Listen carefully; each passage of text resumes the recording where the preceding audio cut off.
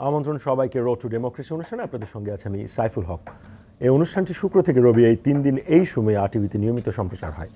দর্শক, বিজয় দিবসে জাতির উদ্দেশ্যে ভাষণে প্রধান উপদেষ্টা জানিয়েছেন 2025 সালের শেষ থেকে 2026 সালের প্রথমার্ধের মধ্যে হতে পারে জাতীয় নির্বাচন। তবে প্রধান উপদেষ্টার ভাষণে নির্বাচনের সুনির্দিষ্ট তারিখ না থাকায় হতাশা প্রকাশ করেছে বিএনপি।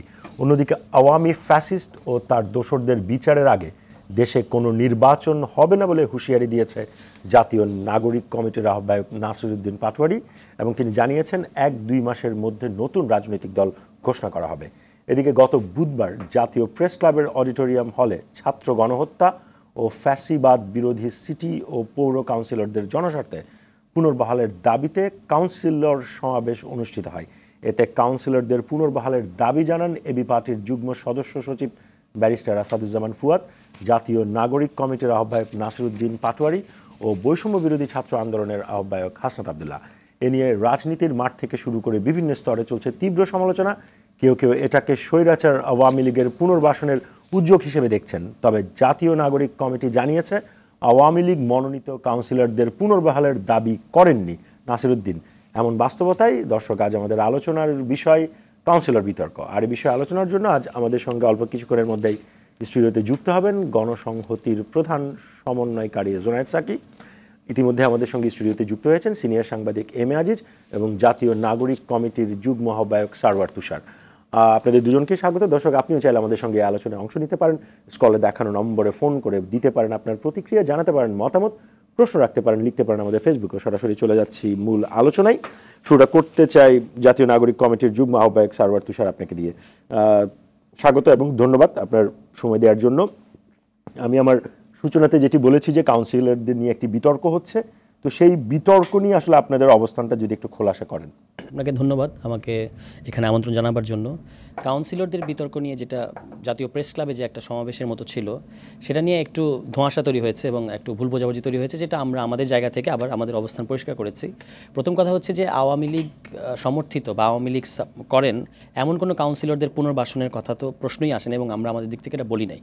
দ্বিতীয়ত হচ্ছে যে পুনর্বহাল যে কথাটা আসছে সেটা হচ্ছে যারা ফ্যাসিবাদ বিরোধী আন্দোলনে ছিলেন, যে সমস্ত কাউন্সিলর এবং বিভিন্ন রাজনৈতিক দল তারা স্বতন্ত্র প্রার্থী হলেও যারা সমর্থন দিয়েছেন এমন কাউন্সিলরদেরকে এই মুহূর্তে আপৎকালীন প্রশাসক হিসেবে নিয়োগ দেওয়ার কথা ওখানে একটা প্রস্তাব আকারে বলা হয়েছে, এটা কোনো চূড়ান্ত কথা না। তারপর আমরা বলেছি যেহেতু এই ব্যাপারটা নিয়ে একটা অস্পষ্টতা আছে, সুতরাং একটা কাউন্সিলর মানে সর্ট আউট করার জন্য একটা কমিশনের মতো কিছু করলে আমরা বুঝতে পারবো যে কারা আসলে এই আওয়ামী লীগের যে ভোট রিগিং এর মধ্য দিয়েও স্থানীয় জনপ্রিয়তার জোরে কারা কারা ফেয়ার ওয়েতে জিতেছিল নির্বাচনে, তাদের পদগুলো ফেরত দেওয়া উচিত। যেমন এটা কিন্তু চট্টগ্রাম সিটি কর্পোরেশনের ক্ষেত্রে হয়েছে, কিংবা আপনার এর আগে বিএনপি অনেক উপজেলা চেয়ারম্যানের ক্ষেত্রে এটা সম্ভবত বলেছিল যে এদের নভেম্বর মাসে যে তাদেরকে আবার শপথে বহাল করা উচিত। ফলে এটাকে ওইভাবেই দেখার একটা জায়গা আছে এবং আমরা বলেছি যে আপনারা যে ফ্যাসিবাদ বিরোধী একটা অবস্থান আপনাদের আছে, এটা আপনারা আরও স্পষ্ট করেন। এটা আমাদের দিক থেকে তাদের প্রতি আহ্বান ছিল। কিন্তু এটা কিছু মিডিয়ার এমনভাবে নিউজ করেছে যেন মনে হচ্ছে যে আমরা আওয়ামী লীগের পুনর্বাসন, আমরা এই ছাত্র জনতার অভ্যুত্থানে আমাদের অংশগ্রহণ ছিল, আমরা এটা অর্গানাইজ করেছি। আওয়ামী লীগকে পুনর্বাসন করার তো আমাদের তরফ থেকে কোনো প্রশ্নই আসে না। না, যদি আমরা এভাবে প্রশ্নটা করা যায় কিনা যে এই মুহূর্তে তো দেশের অনেকগুলো প্রায়োরিটি ইস্যুজ আছে এবং সেটা আপনাদের মঞ্চ থেকেও নিশ্চয়ই অনেকগুলো প্রায়োরিটি ইস্যু আছে। তো সেরকম একটি জায়গায় মানে যেই সময়ে আপনারা হয়তো মাস দুয়েকের মধ্যে একটি নতুন রাজনৈতিক প্ল্যাটফর্ম বা দলই ঘোষণা করতে যাচ্ছেন, সেই সময়ে এই বক্তব্যটা মানে খুব মানে জাস্টিফাইড কিনা, মানে আপনার কাছে কি মনে হয়?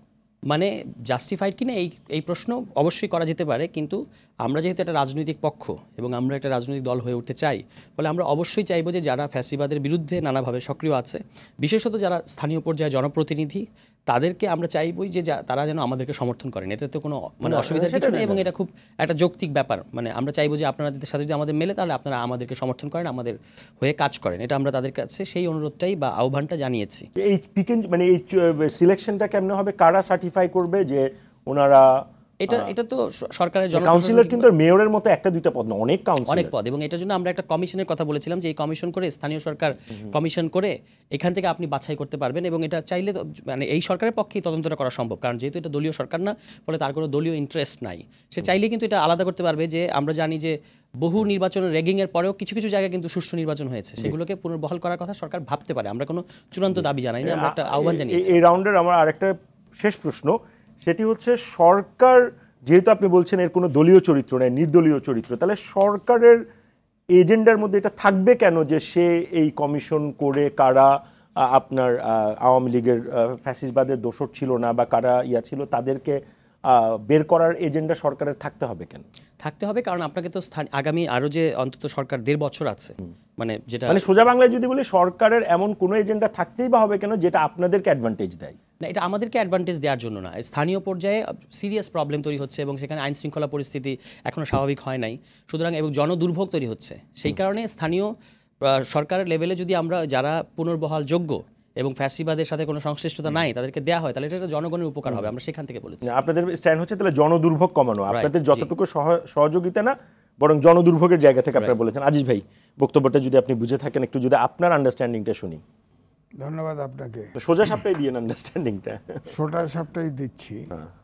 দেখেন, ছাত্ররা সরকার আলাদা কিছু না, 3 জন উপদেষ্টা সরকারের মধ্যে আছে, সুতরাং সরকার আলাদা কেমনে?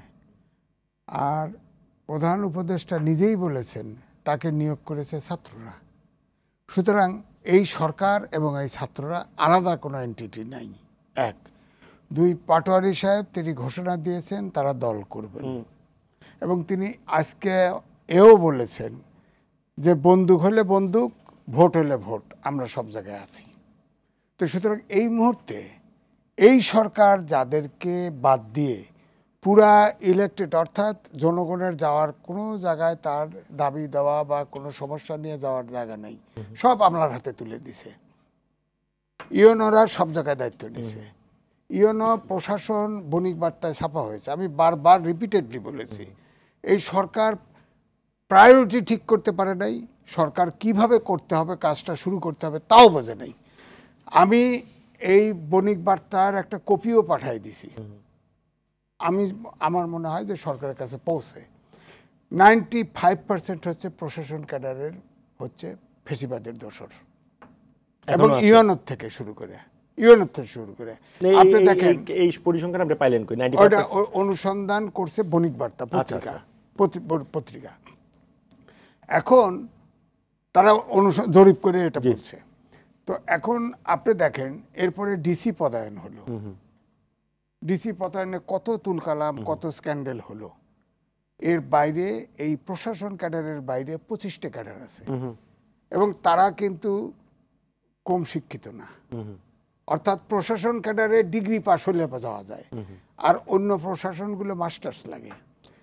রকেট সায়েন্স জানতে হয় না ডিসি হতে, 7 দিনের ওরিয়েন্টেশন দিলে ডিসি বানাতে পারতো না। ওখান থেকে 80% নিত, প্রশাসন ক্যাডারে 20% নিত।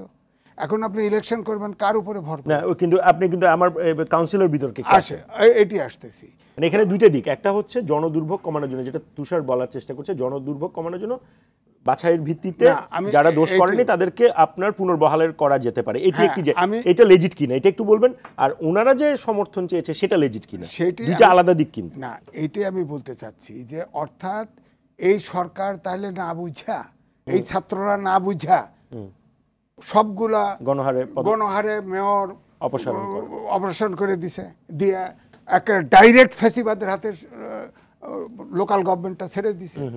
এখন ওনাদের আবার খেয়াল হয়েছে যখন রাজনীতি করবেন, দল করবেন, ভোটে যাবেন, তখন তাদের মনে হয়েছে আমার তো এই কমিশনারদের লাগবে। এখন ওনাদের কমিশনার মিটিংয়ে কেন যাবেন? যাদেরকে ওনারা বহিষ্কার করেছেন, বাতিল করেছেন, কেন যাবেন ওই মিটিংয়ে? প্রথম যাওয়াটাই তো ঠিক হয় নাই, কারণ তাদের চাকরি খাইছে, তারা ইলেকটেড, যেভাবেই হোক একটা ইলেকশন করে তো তারা চেয়ারম্যান হয়েছে, তাদেরকে আপনি বাদ দিয়ে পুরা ফেসিবাদের হাতে লোকাল গভর্নমেন্টটা তুলে দিয়েছেন। এখন আবার দেখেন, খেয়াল করেন, সবগুলো সিটি কর্পোরেশনের মেয়র বাতিল করে দিয়েছেন, কিন্তু চট্টগ্রামেরটা কেস করছে, সে হলো কেন হলো? আপনি তো সাথে সাথে বাতিল করেন নাই কেন? ও বিএনপির লোক দেখে নাকি? বাতিল করেন নাই তো। তো তাহলে একই সাথে দুই ডাবল স্ট্যান্ডার্ড। তা আমি এটাই বলছি যে এখন আর ছাত্ররা বলতে পারবে না, আমার ধারণা এই সরকারের বাইরে তারা এক, কারণ 3 জন আগে রিজাইন করুক এই সরকার থেকে, ফার্স্ট কাম আউট ফার্স্ট, তারপরে তারা বিদ্রোহ করুক। এই সরকার যে কোনো কিছুতে কচ্ছপ গতিতে চলছে, এত 2000 ছাত্র মারা গেছে, কে আছে এখানে, কয়জন আছে?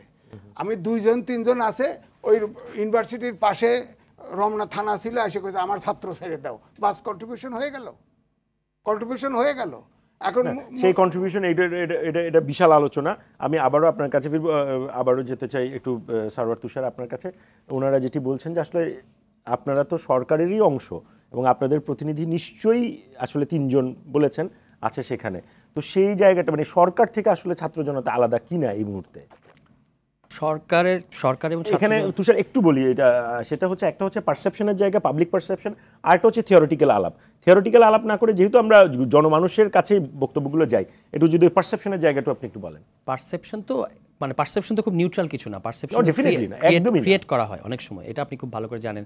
সোশ্যাল মিডিয়া আবার সেই ক্রিয়েটেড পারসেপশনটা আবার close two reality, but not always, কিন্তু একদমই না, হ্যাঁ সবসময় না, কিন্তু এটার সাথে তো রিয়েলিটির কিছু যা রটে তা কিছু তো বটে, সবটা আমরা তো কোনো কিছু অস্বীকার করার কোনো সুযোগ নেই। এই সরকারকে আমরা বসিয়েছি, ছাত্র জনতা বসিয়েছে, সমর্থন দিয়েছে, আমরা এখনও দিচ্ছি, ক্রিটিক্যাল সমর্থন এখনও দিচ্ছি। আমরা শুরু থেকে বলেছি যে সহযোগিতা এবং জবাবদিহির আন্ডারে আমরা রাখবো, কিন্তু এই সরকারের সকল সিদ্ধান্ত এর দায়ভার তো আমরা নেব না। সেই ভালো সিদ্ধান্ত যেটা জনগণের পক্ষের, আমরা সেটাকে সমর্থন করি, যেটা সিদ্ধান্ত জনগণের পক্ষে যাচ্ছে না, বা ভাইও বললেন যে অনেকগুলো ক্ষেত্রে তাদের মানে একটা দ্বিমুখী টান আছে সরকারের ভেতরে, সেক্ষেত্রে আমরা সমালোচনা করছি, বিরোধিতা করছি, কারণ আমাদের তো রাজনীতি আছে। আমরা তো এমন না যে সরকারের ভেতরে বিলীন হয়ে গেছে, আমাদের তো নিজস্ব রাজনীতি আছে এবং আমরা সেটা করব। আমাদের 3 জন প্রতিনিধি সরকারে আছে, তার মানে এই না যে এখন আমাদের সকল কর্মকাণ্ডের, আমাদের সকল রাজনীতির দায়ভার তাদের, আবার তারা সরকারে আছে এই কারণে তাদের কোনো কর্মকাণ্ডের সমালোচনা আমরা করব না, এরকম না, ঠিক আছে? ফলে তারা যদি ভুল করে, তাদের মন্ত্রণালয় মানে সংশ্লিষ্ট মন্ত্রণালয় যদি ভুল হয়, সেটারও আমরা সমালোচনা করব, কিন্তু এখনো পর্যন্ত তাদের সেই দিকে আমরা খুব বেশি ভুল পদক্ষেপ দেখি নেই। কিন্তু আমাদের হচ্ছে এই সরকারের প্রতি ক্রিটিক্যাল একটা সমর্থন আছে, সেটা আমরা জারি রাখতে চাই, কারণ এটা আমাদের একটা, আপনি বলতে পারেন, ডকট্রিন অফ নেসেসিটি। এই গভর্নমেন্টকে যেহেতু একটা অভ্যুত্থানের পরে আমাদেরকে বসাতে হয়েছে, তার অনেক দুর্বলতা আছে, এটা আমরা এখন খুবই স্পষ্ট, এটার মানে রাগঢাক করার কোনো মানে হয় না। কিন্তু এই সরকারকে আমরা বলছি যে আপনি ভেতর থেকে আরও শক্তিশালী এবং হেলদি হওয়ার চেষ্টা করেন, তাতে করে সবাই তো সে সমর্থন করছে এই সরকারকে, এখনও পর্যন্ত সমালোচনা করছে কিন্তু সমর্থন করছে।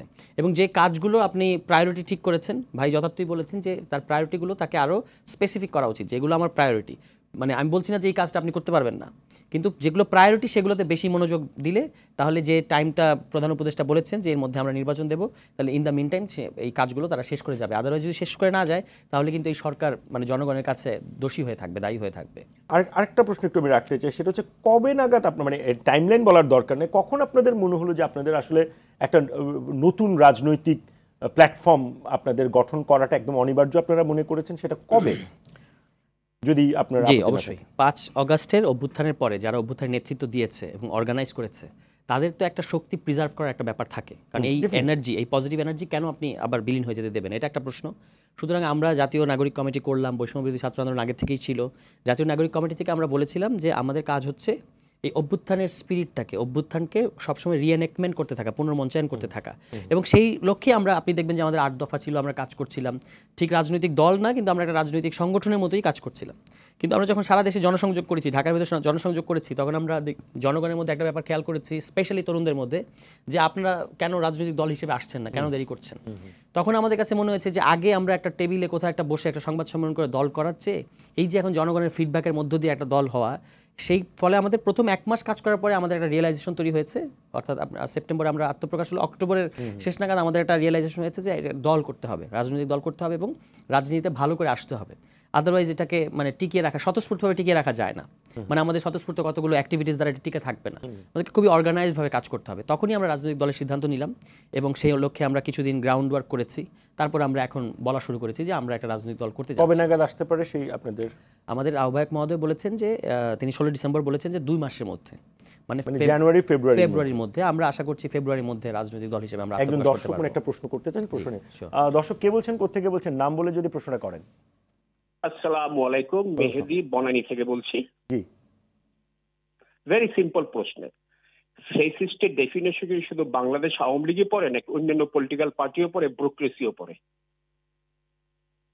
আপনি জানতে চাচ্ছেন যে শুধু আওয়ামী লীগের বাইরেও আসলে ফ্যাসিস্ট চরিত্র আরো আরো কারো কারো আছে? ফ্যাসিস্টের ডেফিনিশনে কি শুধু আওয়ামী লীগ আছে নাকি এর মধ্যে ব্যুরোক্রেসি আছে, অন্যান্য পলিটিক্যাল জি জি নিশ্চয়ই নিশ্চয়ই। দর্শক ধন্যবাদ আপনার Is প্রশ্নের this জন্য। definition exclusively only for the Awami League or any other political party or bureaucracy involved এখানে? বুঝতে তুষার আপনি যদি একটু রেসপন্ড করেন। বলি যে ফ্যাসিবাদ, ফ্যাসিস্ট শক্তি আর ফ্যাসিস্ট রাষ্ট্র ব্যবস্থা তিনটা কথাকে আমরা আলাদা করি।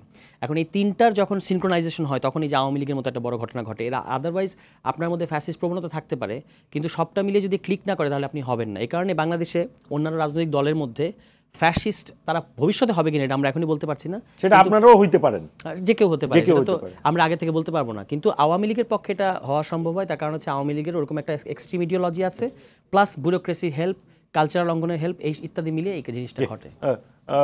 আজিজ ভাই আপনি যদি একটু রেসপন্ড করেন। না, বিষয়টা হলো এই মুহূর্তে যদি বলে, দর্শকের প্রশ্ন কিন্তু খুবই স্পষ্ট। হ্যাঁ। মানে আপনি ফ্যাসিস্টের সাথে বারবার আওয়ামী লীগকে আপনি ট্যাগ করছেন, এর বাইরে অন্য কি ব্যুরোক্রেসিও তো ফ্যাসিস্ট হইতে পারে, বিএনপিও ফ্যাসিস্ট হইতে পারে, ছাত্র জনতাও ফ্যাসিস্ট হয়ে এই উঠতে জন্য পারে। আমি বলছি না ফ্যাসিস্টের দোসর বলা হয়েছে, অর্থাৎ ব্যুরোক্রেসি তো আছে। 95% প্রশাসনের ব্যুরোক্রেটসরা ফ্যাসিবাদের দোসর ছিল, পুলিশ ছিল, এরকম সমাজের সব, এমনকি ব্যবসায়ীরাও ছিল। মানে 15 বছর ক্ষমতায় থেকে তারা একটা বলয়, সমাজে আলাদা একটা বলয় অলিগার্ড তৈরি করছে ব্যবসার মধ্যে। আমলার ভিতরে তারা প্রমোশন হয় না, ইয়ে হয় না, ব্লাড টেস্ট করে চাকরি নেয়, এইভাবে একটা শ্রেণী তৈরি করে, সুবিধাভোগী শ্রেণী। এই যে সুবিধাভোগী শ্রেণী যারা গ্রহণ করেছে তারাই ফ্যাসিস্টের দোসরের কাতারে পড়ে। যেমন ধরেন 14 দল আছে, 14 দলের সিদ্ধান্ত নিয়েছে না জামাতকে বহিষ্কার নিষিদ্ধ করতে হবে। রাজনৈতিক দল কিভাবে সিদ্ধান্ত নেয়? এরা 14 দল বসে নিছে। অর্থাৎ মহাজোট যেটা হলো জাতীয় পার্টি, জাতীয় পার্টি তো এই আমি ডামি নির্বাচন থেকে শুরু করে সব জায়গায় ছিল, এগুলোর তো সব দোষর, এবং তাদের সহযোগিতারা সবাই দোষর। ধন্যবাদ। দর্শক জানিয়ে রাখছি ইতিমধ্যে আমাদের সঙ্গে যুক্ত হয়েছেন গণসংহতির প্রধান সমন্বয়কারী জোনায়েদ সাকি। সাকি ভাই আপনাকে কষ্ট করে এসছেন, আপনাকে স্বাগত আমাদের অনুষ্ঠানে। আমরা আজকে আলোচনাটা মূলত সীমাবদ্ধ রেখেছি কাউন্সিলের বিতর্ক নিয়ে। আপনি একটু কি পরে রেসপন্ড করবেন নাকি এখনই রেসপন্ড করতে চান? সবাইকে সালাম এবং শুভেচ্ছা। আমাদের এখানে তো আসলে আমরা চাই সব কিছু ঠিকঠাক চলুক, ঠিকঠাক চলছে না আর কি। জবাবদিহিতার বড়ই অভাব, যেটা আপনারা আলোচনা করছিলেন যে একটা দোসররা বিভিন্ন জায়গায় আছে, সেই দোসরদের কাজও হতে পারে, এটা সিস্টেমেরও দুর্বলতা হতে পারে, কিংবা জবাবদিহিতাহীনতার ফলাফল হতে পারে।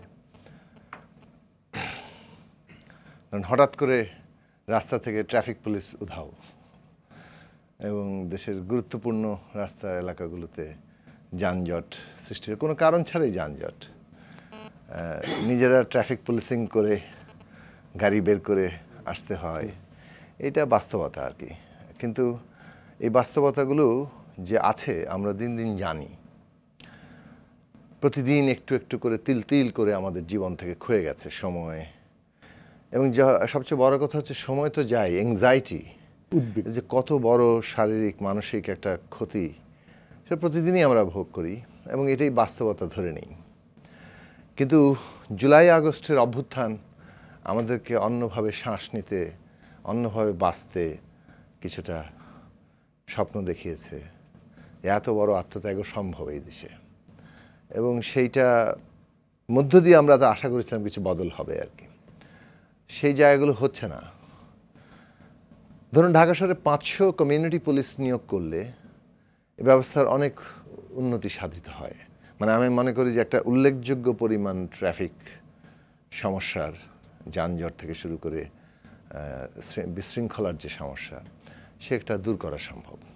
আপনি একটা ছোট উদাহরণ দিলেন, সেরকম আমি আসছি এই জায়গাটাতে, আমি যদিও আমার একটু তাৎক্ষণিক অভিজ্ঞতা বলছি, কিন্তু আমি এই কারণে আপনাকে একটু আইস ব্রেকিং সময় দিচ্ছি, আপনি বলতে থাকেন।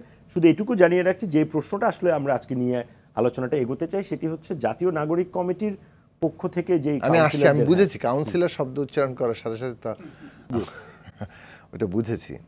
তা আমি যেটা বলছিলাম যে ধরেন 4 মাসে এটা আমরা এক্সপেক্ট করেছিলাম, যে এমনটা না যে তারা জানেন না, আমাদের যারা নেতৃত্ব দিচ্ছেন উপদেষ্টারা তাদের কাছে প্রস্তাবও তোলা হয়েছিল যে ঢাকা শহরের তো অনেকগুলো উদ্যোগ নেওয়া হয়েছে, কিছু কিছু রাস্তার ডাইভার্সন এমনভাবে করা হয়েছে যেটা এফেক্টিভ হয়েছে, কিছুই করা হয়নি এটাও আমি আবার বলবো না, কিন্তু প্রায় মানে একটা উল্লেখযোগ্য, আমি হয়তো পার্সেন্টেজ বলতে এটা ঠিক হবে না কারণ এটা কোনো বৈজ্ঞানিক গবেষণা, কিন্তু একটা উল্লেখযোগ্য অংশের সমস্যা হচ্ছে এই যে প্রপার ট্রাফিক পুলিশ নাই, পর্যাপ্ত পুলিশিং নাই, পর্যাপ্ত শৃঙ্খলা মেনটেন্যান্সের জন্য যে কিছুটা বাধ্য করারও প্রয়োজন আছে সেই জায়গাটাতে কাজ করছে না।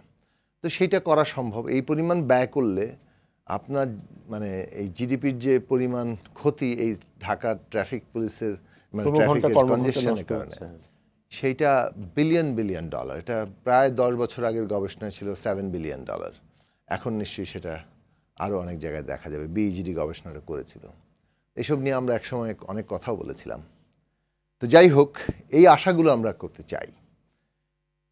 নতুন একটা স্বপ্ন দেখানো মানে হচ্ছে তো মানে আমরা পুরনো ব্যবস্থাটাকে কতটা সচেতনভাবে বদলে নিতে পারছি, এগিয়ে নিয়ে যাওয়ার মতো প্রস্তুত করতে পারছি।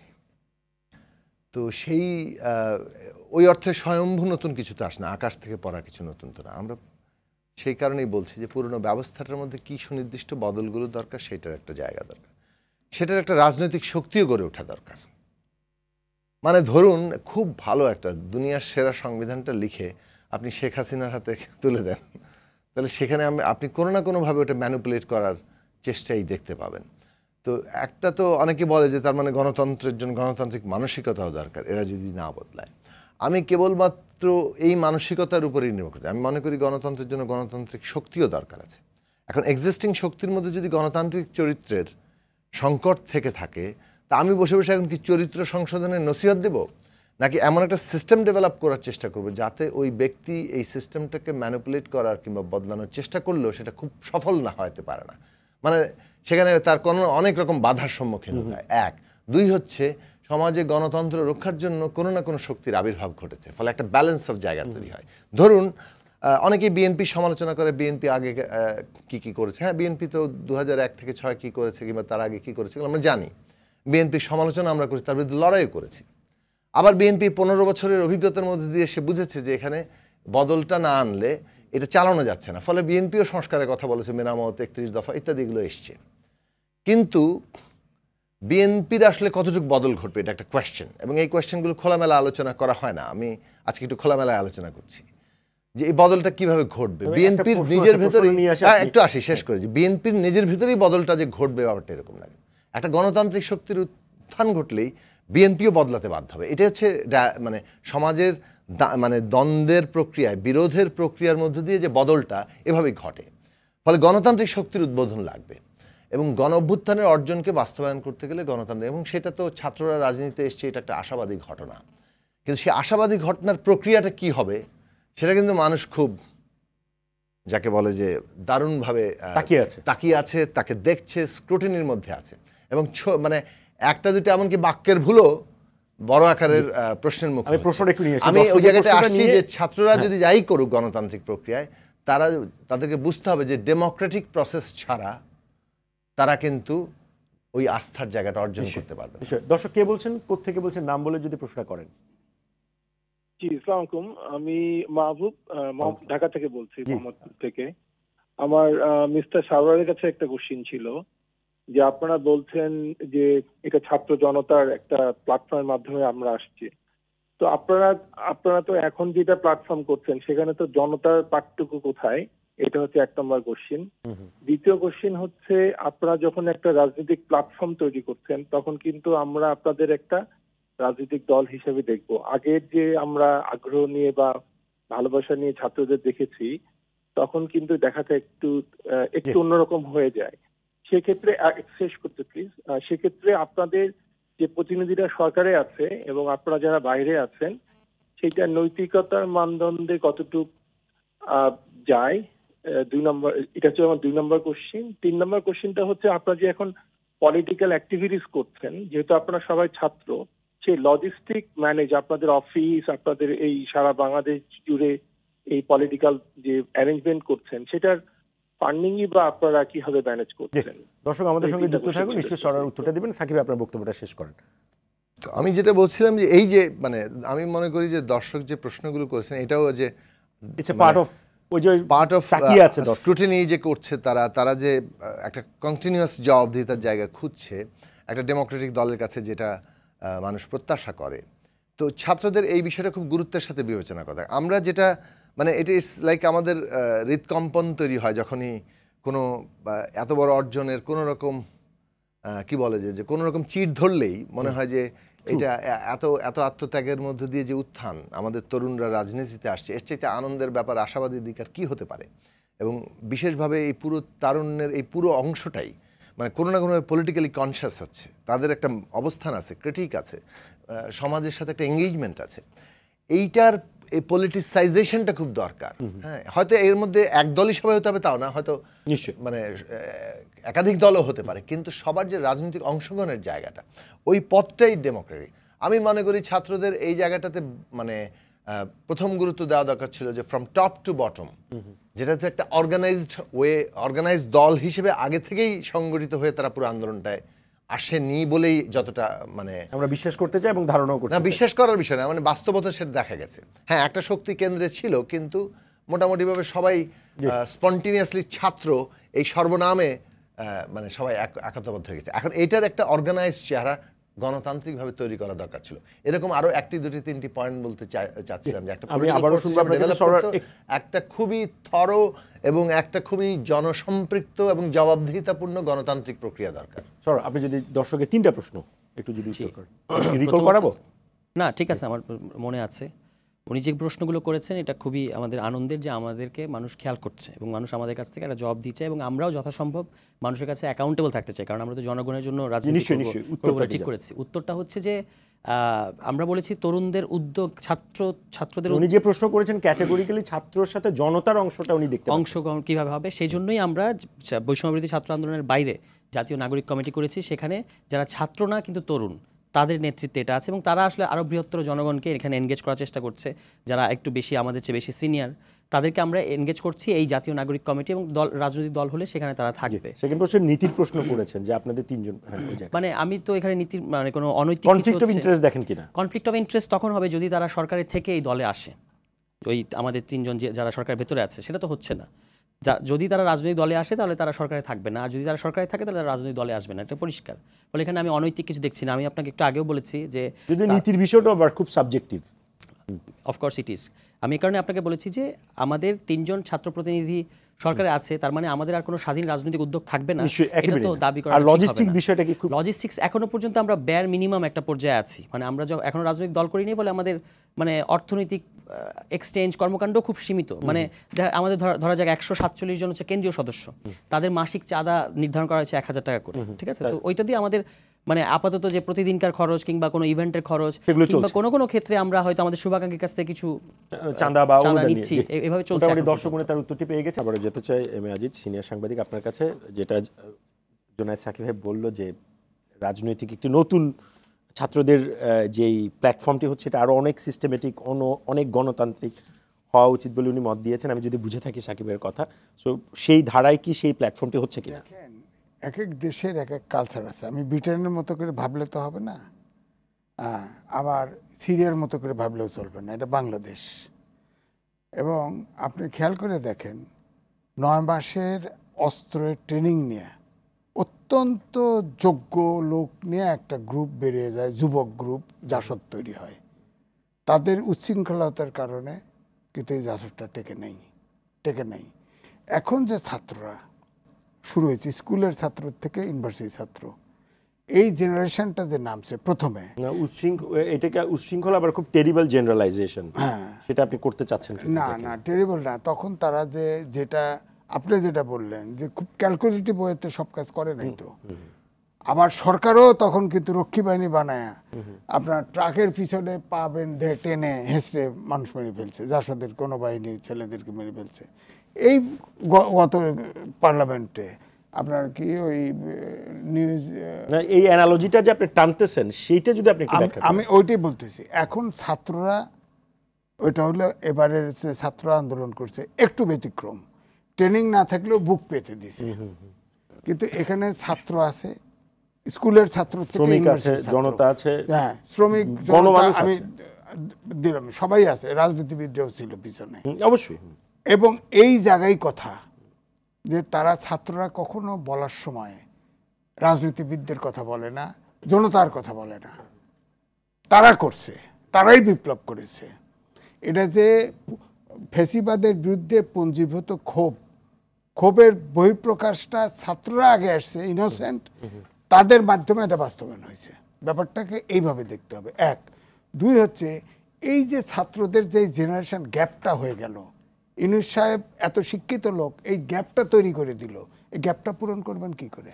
সমাজের এই গ্যাপটা, ছাত্রদের তো আর শিক্ষার দিকে নজর নাই, তারা সরকার চালানোর জন্য, দেশ চালানোর জন্য এখন ব্যস্ত হয়ে গেছে। তারা তো স্কুলের ছাত্র থেকে ইউনিভার্সিটির ছাত্র, এরা এই জেনারেশন। আপনি খেয়াল করে দেখেন, জাসদ তৈরি হয়েছে, তারা কিন্তু ইউনিভার্সিটি থেকে বেরিয়ে গেছে, তারা বা বেরোনোর পথে ছিল। এখন কিন্তু ছাত্র একদম ইনোসেন্ট ছাত্র। আমি সোজা বাংলায় প্রশ্নটা করি, আপনি এই প্ল্যাটফর্মের মধ্যে প্ল্যাটফর্ম তৈরিটাকে কোন ধরনের সমস্যা দেখেন না? কিনা? আমি সমস্যা আমি নিজেও দেখি বুঝতে না, পারতেছি না। শুরুটা ঠিক করে নাই। কারণ এই যে দেখেন, উদাহরণ দেই, জনপ্রশাসন সংস্কার কমিশন আসছে, ছাত্র প্রতিনিধি প্রত্যেকটা কমিশনের ভিতরে আছে। সে কইতেছে সাংবাদিকদের বলতেছে আপনাদের পড়াশোনা করে আসা উচিত। সেটা কাঁচা আমের রস টক একটু হয়, সেইভাবে দেখা যায় কিনা? এভাবে দেখবেন কেন? রাজনীতি করবেন আপনি, টক বানাবে কেন? এটা তো ওই কয়েকজন সাংবাদিক। এটা আমার কথা না, এটা হচ্ছে যিনি সংস্কার কমিশনের প্রধান, তিনি কিন্তু বারবার বলেছেন সে তরুণ বা ইম্যাচিউরদের কারণে হয়তো ভুলও করতে পারে, সরিও বলেছে। না শোনেন, শরীফ বলছে তো চাপে পড়িয়া ছাড়ে নাই, সাংবাদিকরা ছাড়ে নাই।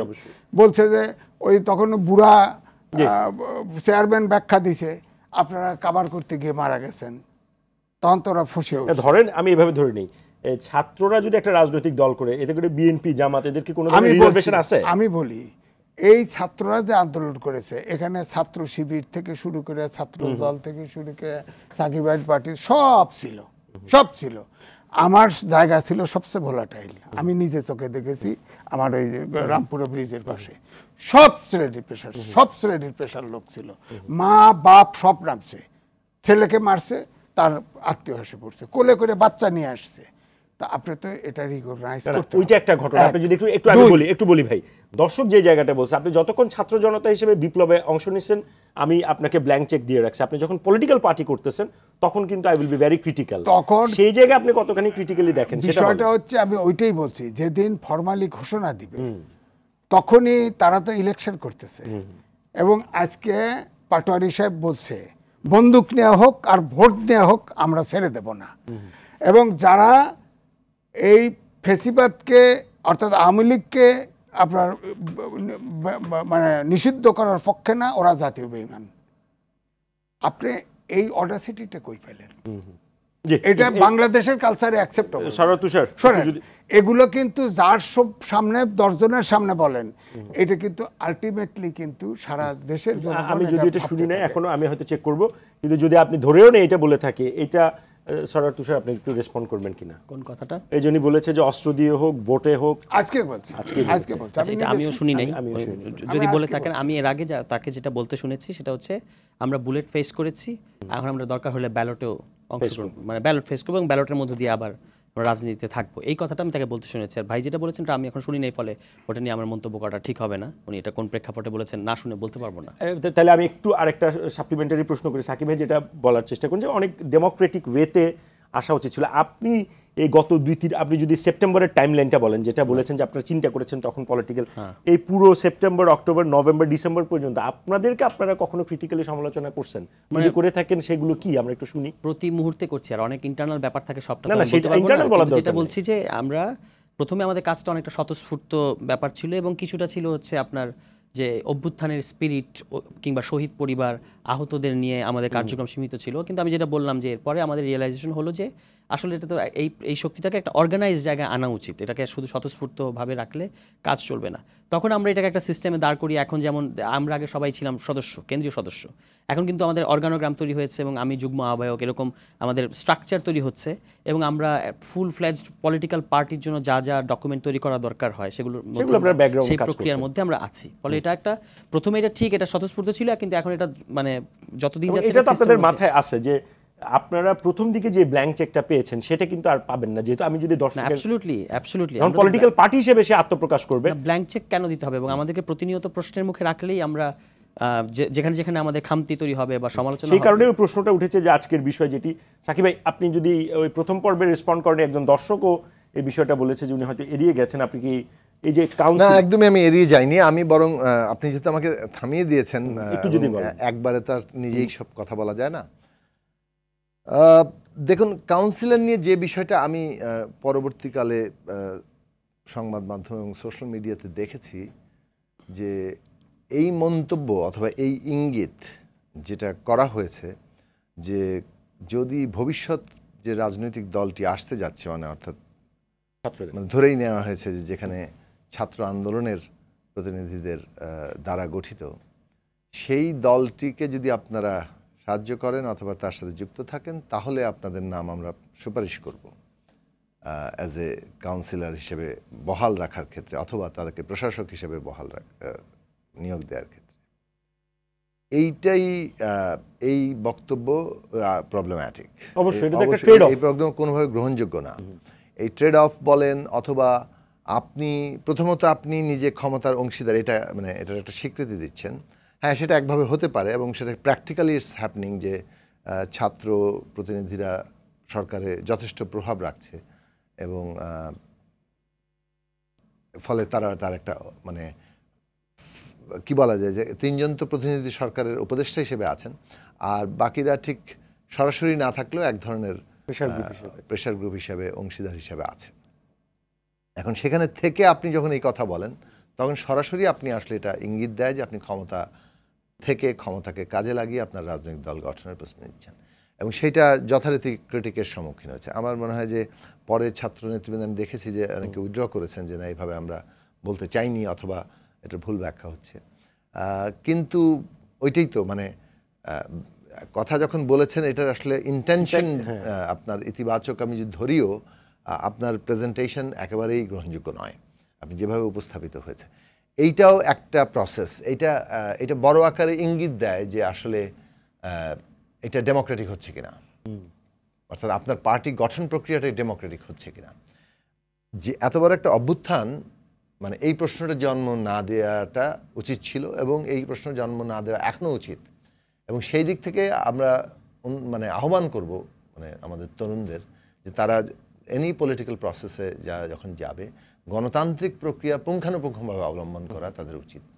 এটা হচ্ছে আমাদের আকাঙ্ক্ষা বলতে পারেন, আমাদের প্রত্যাশা বলতে পারেন। কারণ ছাত্রদের রাজনীতিতে আসার ব্যাপারে আমার কোনো মানে আমি তো ওয়েলকাম করি, আমি প্রথম শুরু থেকে ওয়েলকাম করছি। তবে এটা ঠিক যে ছাত্র শ্রমিক জনতার যে অভ্যুত্থান যেখানে রাজনৈতিক দলগুলো মানে কি বলা যায় যে প্রত্যক্ষভাবেই এর সাথে যুক্ত আছে, হ্যাঁ তারা এটার আপার হ্যান্ড নেয়নি যে আমরাই নেতৃত্ব দিচ্ছি কিন্তু তারা এটা সম্পূর্ণ সমর্থন দিয়ে পুরুষ তার শক্তি নিয়ে উপস্থিত। আমি নিজের রাস্তা থেকে মার খেয়ে আমরা ছিলাম আমরা রাজনৈতিক নেতৃবৃন্দ, কাজেই সেই জায়গা থেকে বলছি আর কি যে আমরা কোনো অংশে এটা থেকে এমন না যে শুধুমাত্র সাপোর্ট দিয়ে বাড়িতে বসেছিলাম, আমরা প্রত্যক্ষ অংশ নিয়েছি কিন্তু ছাত্ররাই যেহেতু আন্দোলনের ডিরেকশন ঠিক করছিল সেই জায়গাটাতে আমরা কন্টেস্ট করিনি কিন্তু প্যারালাল কোনো ডিরেকশন হাজির করতে যাইনি, শেষ দিন পর্যন্ত আমরা এটা মেনটেন করেছি। তো ছাত্ররা ওই অর্থেই একটা ইউনিটির সেন্টার হয়ে উঠেছিল। এখানে শ্রমিক, এখানে অভিভাবক, এখানে রাজনৈতিক দল, এখানে শ্রেণী পেশার সমস্ত সংগঠন সবাই যুক্ত হয়ে পড়েছে, এমনকি শিশুরা মারা যাচ্ছে, বৃদ্ধরা মারা যাচ্ছে, নারী মারা যাচ্ছে, হিন্দু মানে ধর্মীয় জাতিগত পরিচয়ের সব মানুষরা মারা যাচ্ছে। তার মানে একটা পুরো যে অর্থে বলে যে সমস্ত বৈচিত্র্য নিয়ে এটা একটা জাতীয় কিংবা একটা জনগোষ্ঠীর উত্থান, সেই রকম একটা আন্দোলনের কেন্দ্র যখন ছাত্ররা থাকে তখন তারা আসলেই সবার কি বলে যে ভরসা প্রত্যাশা ভালোবাসার জায়গায় থাকে। যখন ওখান থেকে একটা পলিটিক্যাল পার্টি হয়, এই যে দর্শক অত্যন্ত গুরুত্বপূর্ণ একটা প্রশ্ন তুলেছেন যে এই দুটোর মধ্যে গুরুতর ফারাক আছে। আমরা ছিলাম এতদিন আপনাদের আমাদের ভালোবাসার জায়গা, ভুল করলেও ঠিক আছে, আর এখন আপনি মানে রীতিমতো যে স্ক্যানিং করা হচ্ছে কিংবা কাচের নিচে আপনাকে কাচের নিচে ফেলানো হয়েছে, ম্যাগনিফাইং গ্লাসে ফেলানো হয়েছে এবং সেখানেই থাকবে। পলিটিক্যাল পার্টি তো কেউই এর মাপ পাবে না। তো সেই জায়গাটার ক্ষেত্রে ওইটা ঠিকই যে এটা কি ছাত্র জনতা কোথায়, শ্রমিক কোথায়, এই প্রশ্নগুলো উঠবে। তো আমরা দেখি মানে পলিটিক্যাল প্রসেস কিভাবে আসে, তখন তো এর নিশ্চয়ই আলোচনা করা যাবে। কিন্তু যেটা আমরা বলবো যে আমরা বাংলাদেশের গণতান্ত্রিক শক্তির উদ্বোধন দেখতে চাই। নতুন গণতান্ত্রিক শক্তির উদ্বোধনী ইতিমধ্যে গড়ে ওঠা গণতান্ত্রিক শক্তির আরো যে পরিশুদ্ধকরণ এটা নিশ্চিত করবে অথবা সেকে চাপে ফেলবে। আজিজ ভাই, নির্বাচনের টাইমলাইন নিয়ে একটা বিভ্রান্তি, বিশেষ করে বিএনপির পক্ষ থেকে তারা খুশি না। বিএনপি চাচ্ছে 25-এর মধ্যে হোক। প্রধান উপদেষ্টার বক্তব্য এসছে এটা 25-এর শেষে অথবা 26-এর শুরুতে, কিন্তু প্রেস সচিবের বক্তব্যে দেখা গেল যে আবার এটা জুন পর্যন্ত এক্সটেন্ড হতে পারে। এরকম ফ্যান থিওরি, এগুলো তো দিন শেষে তো আমাদের অভ্যুত্থান বলেন, ফ্যাসিবাদকে হটানো বলেন, ইলেকশন বলেন, সব তো জনগণের জন্য। জনগণের মধ্যে এই কিছু থিওরি জন্ম হয়েছে। ফর এক্সাম্পল, যে এই টাইম পিরিয়ডকে এক্সটেন্ড করা গেলে এই ছাত্র জনতার প্ল্যাটফর্ম হয়তো আরো শক্তিশালী হওয়ার একটা টাইম পাবে। এটা আপনি মনে করেন কিনা? কোন সরকারের, আমার প্রশ্ন আমি বুঝাইতে পারছি, উত্তরটা দিন। কোন সরকারের প্রেস সেক্রেটারি এত অ্যাক্টিভ দেখি নাই। ওকে, যে সরকারের উপর দিয়ে কথা বলে, এটা আমি দেখি নাই। আমরা তো পাকিস্তান আমলে এসএসসি পাস করে ফেলছি, আমরা সাংবাদিক তো এত অ্যাক্টিভ প্রেস সেক্রেটারি দেখি নাই। যে চিফ অ্যাডভাইজার এক কথা বলে, তার সংশোধনী সে। আমরা প্রেস সেক্রেটারি ক্রিটিসিজম এখন যাচ্ছি না, যাচ্ছি না, আমি বলছি না। আমি বলছি যে এই জিনিসটা উনি স্পেসিফিক করেন না কেন। অ্যাডভাইজারি কমিটির থেকে কখনই নির্বাচনী রোডম্যাপ নিয়ে পরিষ্কার করে না, সবসময় ধোঁয়াশা। আমার প্রশ্নটা হচ্ছে ধোঁয়াশা রাখে এক্সটেনশনটা। এই জন্য এখন পর্যন্ত আপনাকেও যদি আমি প্রশ্ন করি, ইলেকশন আদৌ কি হবে, কেউ কনফার্ম করতে পারে না এখনো। কারণ ওনাদের কথার ভিতরে সবসময় মারপেচ রাখে। কারণ আমাদের উপদেষ্টা তিনি একটা সম্পদ বিশ্বের। আমি তার পক্ষে 3টা লেখা লিখছি। আমি আবারও আমার প্রশ্নটার উত্তর চাইছি এইটাই। কিন্তু উনি সবসময় সারা বিশ্বের সকল মোড়লকে, সরকার প্রধানকে বক্তৃতা দিয়ে হিপনোটাইজ করে ফেলে, কিন্তু বাঙালি জাত এটাকে হিপনোটাইজ করতে পারতেছে না। ওনার কথায় কেউ কনফিউজ হচ্ছে না। এখনো মনে হয় উনি কোনো না কোনো ভাবে সরকারের চেয়ার ছাড়তে না। ওনাকে আমাকে আমি তো বললাম তো, ওনার পক্ষে আমি 3টা লেখা লিখেছি জাতীয় পত্রিকায়। তারপরেও ওনার কথায় আমি কনভিন্স না। মানে আপনি কি এটা মনে করেন কিনা যে 26 এর পরেও যদি এক্সটেনশনটা যদি হয়, সেই ক্ষেত্রে পাবলিক মনে করছে যে হয়তো সরকারের একটা মদত এই রাজনৈতিক প্ল্যাটফর্মে গড়ে ওঠার জন্য পাবে? মনে করেন, শোনেন, বাংলা ভাষায় বলে ফাটাবাসের সিপায় পড়ছে, রাজনীতিবিদরা ফাটাবাসের সিপায় পড়ছে। এই যে জোনায়েদ সাকিব ভাইরা, কারণ এটা ধাক্কাও দিতে পারে না। কারণ ওই যে গত 15 তারিখে আন্তর্জাতিক ক্রাইসিস গ্রুপ একটা প্রতিবেদন ছাপছে বাংলাদেশে। তারা যে কোনো দেশের কোনো অভ্যুত্থান, কোনো কিছুতে সরকার পতন ঘটলে আনইউজুয়ালি তারা অ্যানালাইসিস করে একটা রিপোর্ট দেয় এবং রিস্কগুলো কি এবং কি করণীয় এটা বলে। আমাদের বাংলাদেশের উপরে করছে, সেখানে বলে দিছে যে আপনার যে প্রত্যাশা, এই দেশের জনগণের যে প্রত্যাশা, এই প্রত্যাশা যদি পূরণ করতে এই সরকার ব্যর্থ হয়, তাহলে কঠিন সমস্যায় পড়বে এই সরকার। 1, 2 হচ্ছে, না আমি শেষ করে দিই, 2 হচ্ছে যে রাজনৈতিক দলগুলোর সাথে যদি দূরত্ব বাড়ে তাহলে শূন্যতা তৈরি হবে এবং সেখানে স্পেসিফিক বাংলা ভাষায় বাংলা করছে সেনাবাহিনী ক্ষমতা নেবে। এবং আমি বলি এই রাজনৈতিক দল সাকিব ভাইরা এটা ধাক্কা দিলে এই যে এই রিস্ক আছে, আবার ধাক্কা না দিয়েও পারতেছে না, ওই সুযোগটা শুনবো। স্যার আপনি যদি একটু বলেন আমাদের শেষ মিনিট নির্বাচন প্রসঙ্গে, মানে এই যে একটা আরেকটা মানে পাবলিকের মধ্যে এই থিওরিটাও কিন্তু ঘুরছে, যেটাকে যত এক্সটেন্ড করা যাবে আপনারা তত শক্তিশালী হয়ে উঠবেন। ওকে, এটা তো কেউ মনে করতে পারে, কিন্তু এটা ওই যেটা প্রেস সচিব যেটা বলেছেন সেটা আমি মনে করি প্রধান উপদেষ্টার বক্তব্যের একটা এক্সটেনশন কিংবা ফার্দার ক্ল্যারিফিকেশন। উনি বলেছিলেন যে 25শে ডিসেম্বর বা জানুয়ারির মধ্যে ইলেকশন হবে, যদি আমি একটা জাতীয় ঐক্যমত তৈরি করতে না পারি তাহলে আমি নির্বাচন এর মধ্যে দিয়ে একটা মিনিমাম সংস্কার করে চলে যাব। আর যদি ঐক্যমত তৈরি করা যায় তাহলে আরো 6 মাস বাড়তে পারে। এখন যদি 6 মাস বাড়ে, ধরা যাক, একটা তো আমরা সিলিং বুঝতে পারলাম যে 26 জুন, এর চেয়ে বেশি গেলে এটা প্রফেসর ইউনূসের নিজের মুখের কথা, ঠিক আছে? তো সেটা যদি হয় তাহলে এটা কিন্তু লেস দেন 2 ইয়ার্স। অগাস্টে অভ্যুত্থান হয়েছে 24-এর, আর নির্বাচন যদি 26শে জুন হয়, that is less than 2 years. এবং এটা খুবই কোয়াইট লজিক্যাল। আমাদের একটু মানে এটাতে মানে আমাদের আর এই টাইম পিরিয়ডের মধ্যে আপনারা শক্তিশালী হয়ে ওঠার জন্যই মানে এখন রিয়ালিটিতে 25-এর মাঝামাঝিও দেওয়া সম্ভব বলে কেউ মনে করছেন, কিন্তু আপনাদেরকে একটা বাফার দেওয়ার জন্য মানে যদি দেয় তাহলে সরকার যদি শুধু নির্বাচনের সরকার হয়ে থাকতো তাহলে 3 মাসের মধ্যে দেওয়া উচিত ছিল। সেটা তো সে দেয় নাই, তাহলে তাকে তো সংস্কারগুলো করতে হবে। 25-এর যদি ডিসেম্বরে ইলেকশন হয়, আমরা সেই ইলেকশনেও পার্টিসিপেট করার চেষ্টা করি। সাকিব ভাই, শেষ মন্তব্য। এগেন আমি এই বিষয়ে প্রচুর অনেকবার কথা বলেছি। আমি মনে করি যে উনি একটা প্রসঙ্গ তুলেছেন যে রাজনীতিবিদরা একটা যেটাকে বলে ফাটা, কি বলেছেন শব্দটা, ফাটাবাসে পড়ে, হ্যাঁ এটা একটু ফাটাবাসের চিপায় পড়েছে। রাজনীতিবিদরা বেশিরভাগ সময় ফাটাবাসের চিপায় থাকে। এখন রাজনীতিবিদদের কাজ শুধু একার না, বাট রাজনীতিবিদরা ডেফিনেটলি এখানে একটা মানে গুরুতর দায়িত্ব তাদের আছে। সাথে অবশ্যই শিক্ষার্থীরা আছে, শ্রেণী পেশার অংশীজন, সিভিল সোসাইটি, আমাদের সবগুলো প্রতিষ্ঠানের দায়িত্ব আছে। আমি মনে করি যে এই সময়টা, এই যে ক্রিটিক্যাল একটা কনজাংচারে আমরা আছি, আমাদের কাজ হচ্ছে জাহাজটাকে তীরে ঠিকঠাক মতো ভিড়িয়ে নিয়ে যাওয়া, অর্থাৎ একটা ডেমোক্রেটিক ট্রানজিশন ঘটানো, এবং এইখানে উইথ আওয়ার অ্যাচিভমেন্টস, মানে আমরা যাতে কিছু একটা অর্জন করি না। 1600 আমাদের ছাত্র শ্রমিক তরুণরা রক্ত দিয়েছে, এত 50,000 লোক এখন আহত, যাদের মানে হাজার হাজার এসে বসে, যাদের প্রত্যেকেরই কোনো না কোনো অঙ্গহানি ঘটেছে, 500-এর উপর লোক অন্ধ, এটা কোনোভাবে ভোলা উচিত নয় না। আমরা তো ভুলতে খুব দ্রুত, আমাদের নাকি শোকের আয়ু মাত্র 1 বছর। তো এইরকম বাস্তবতায় আমরা যাতে না ভুলি এবং আমরা যাতে আমাদের লক্ষ্য অর্জনের জায়গায় আগাই। সংস্কার এবং নির্বাচন কোনো পরস্পর বিরোধী ব্যাপার নয়, বরং মিউচুয়ালি এক্সক্লুসিভ না, বরং মিউচুয়ালি কি বলে ইনক্লুসিভ, এটা পরিপূরক। এখন এই পরিপূরক জায়গায় কি কি সংস্কার হবে, কতটা নির্বাচনের আগে হবে, কোনটা নির্বাচনের পরে হবে, এই আলোচনার মধ্য দিয়ে নির্বাচনের তারিখ সুনির্দিষ্ট হয়ে যায়। কারণ কোনটা কতটা সময় লাগবে, তখন ওটা যৌক্তিকতাটা তৈরি হয়। প্রধান উপদেষ্টা এই বিষয়ে ইঙ্গিত দিয়েছেন, 5ই জানুয়ারি রিপোর্ট পাবেন, তারপরে আলোচনা হবে, তার মধ্যে দিয়ে হবে। উনি আরও আগেই 16ই ডিসেম্বর একটা টাইম লাইন দিয়েছেন। এই টাইম লাইনটাও কিন্তু এমনভাবে বলেছেন যে এটা মানে আন্ডার ডিসকাশন, মানে এটা ডিসকাশন করা সম্ভব, অর্থাৎ এটা নেগোশিয়েট করা যাবে।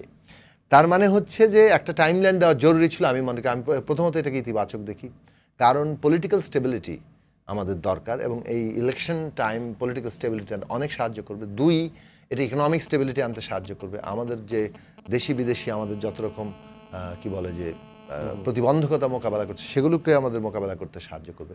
ফলে আমরা এই টাইমলাইনটা ইতিবাচক রোল প্লে করবে। এখন নেগোশিয়েট করে আমাদেরকে একটা জায়গায় পৌঁছাতে হবে। আমরা আশা করি 22 জানুয়ারি একটা রূপরেখা আমরা পাবো। সেই রূপরেখা একটা এগ্রিমেন্টের ভিত্তিতে, মানে কমন কনসেনসাসের ভিত্তিতে একটা জায়গায় আসবো, সেটা আসা দরকার। সেই আলোচনার আগেই খুব যুদ্ধন্দি হওয়ার কিছু আমি দেখছি না আপাতত। আমরা আলোচনা করি, পলিটিক্যাল পার্টিগুলোর মধ্যেও চিন্তার কিছু মিল আবার অমিলও আছে, সেইগুলোর আলোচনা হবে, তারপর গভর্নমেন্টের সাথে আলোচনা হবে, শিক্ষার্থীরা প্রস্তাব দিবে, অন্যান্যরা প্রস্তাব দিবে, তার মধ্যে দিয়ে একটা জায়গাতে পৌঁছানো যাবে, এবং সেইটা নানানভাবে নানান জনকে করবে। রাজনীতিতে কেউ আপার হ্যান্ড পেয়ে যাবে কিনা, মানে আপনার কি মনে হয়েছে যে এইরকম যারা স্ক্রুটিনিতে যে দেশের নাগরিকরা রাখে, কেউ আপার হ্যান্ড পেয়ে যাবে? সেই বিশ্বাসটা রাখতে চাই। আপনাদের সকলকে ধন্যবাদ। দর্শক, রোড টু ডেমোক্রেসি আজ এখানে শেষ করছি। ধন্যবাদ।